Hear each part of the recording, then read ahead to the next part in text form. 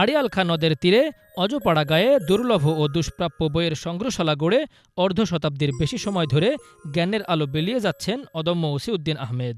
আব্বার অনবরত বই পড়া দেখেই মূলত আমার মধ্যেও বই পড়ার প্রবণতা জাগে এবং আস্তে আস্তে মানুষকে কী করে বই পড়ানো যায় সেই অর্থে বই সংগ্রহ করা শুরু করি। সেই থেকে শুরু হয় জাগরণী পাঠাগারের সৃষ্টি। ছেলেবেলায় বাবার বই পড়া দেখে বইয়ের প্রতি তৈরি হয় আগ্রহ। টিফিনের ২-১ পয়সা খরচ বাঁচিয়ে জমাতে থাকেন টিনের বক্সে। জমানো টাকায় কিনতেন পছন্দের বই, বইগুলো রাখতেন বক্সে ভরে। প্রায়ই সহপাঠীদের সামনে মেলে ধরতেন সেই বক্স। তার জমানো বই দেখে বন্ধুরা রীতিমতো অবাক হতো। পরে বন্ধুদের নিয়ে গড়ে তোলেন জাগরণী পাঠাগার। এই পাঠাগারটিতে রয়েছে দুর্লভ দুষ্প্রাপ্য ২০,০০০-এরও বেশি বই। আজকে পাঠাগারে ২০,০০০ ঊর্ধ্বে বই রয়েছে এবং সেই বইয়ের মাঝে রেয়ার বই, দুষ্প্রাপ্য বই রয়েছে অনেক বই, যে সমস্ত বই বাংলাদেশে বড় বড় পাঠাগারও মিলাতে বা আজকের এই সমাজ এইটাকে গড়ে তুলতে আমাকে অনেক শ্রম দিতে হয়েছে। মানুষের দ্বারে দ্বারে কী করে বই নিয়ে ঘোরা যায়, মানুষকে বইমুখী করা যায়, এই স্বপ্ন সাধনা নিয়ে আমার জীবনের শেষ পর্যন্ত আমি এগিয়ে এসেছি। আমার মনের সবচেয়ে বড় তৃপ্তি যে জীবনের সর্বস্ব বিলিয়ে দিয়ে আমি একটা পাঠাগার গড়ে গেলাম।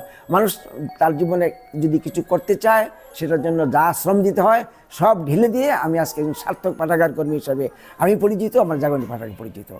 ষাটোর্ধ্ব ওসিউদ্দিন নরসিংদীর রায়পুরার সিরাজনগর নয়াচর গ্রামের শিক্ষক মোহাম্মদ ইলিয়াস মাস্টারের ছেলে। হোমিওপ্যাথি ডাক্তার হিসেবে বেশ পরিচিত। সাংবাদিকতার পাশাপাশি লিখেছেন অনেক বইও।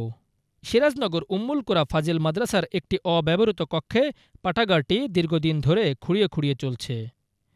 ধন হলো পত্রিকার cutting file, rare cutting file, যেখানে বিভিন্ন বিষয়ের উপর পত্রিকা কাটিংগুলো এখানে সাজিয়ে রাখা হয়েছে, স্তরে স্তরে বিষয়ভিত্তিক সাজানো আছে।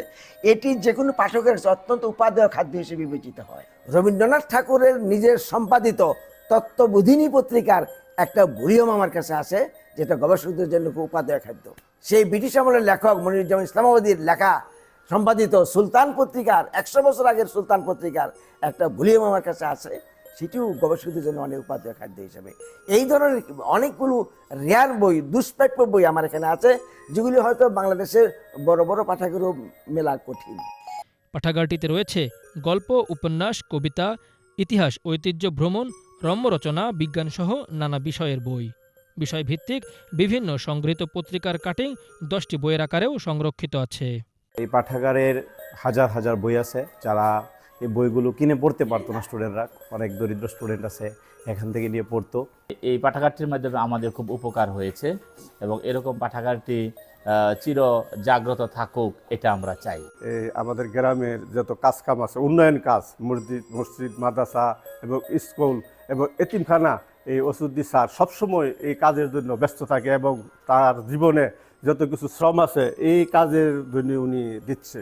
তার জীবন, তার এই কর্ম প্রমাণ করে তিনি একজন আলোকিত মানুষ।